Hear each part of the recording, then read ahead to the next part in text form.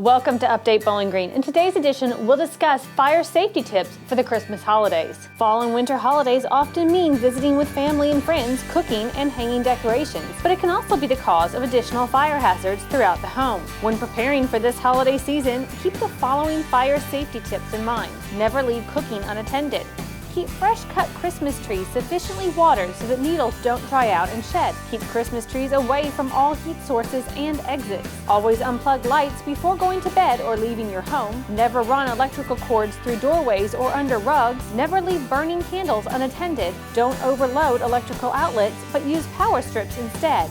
And only burn well-seasoned dry wood in your fireplace. For more tips on holiday fire safety, please visit www.bgky.org/fire/safety or call 270-393-3642. You're watching Update Bowling Green.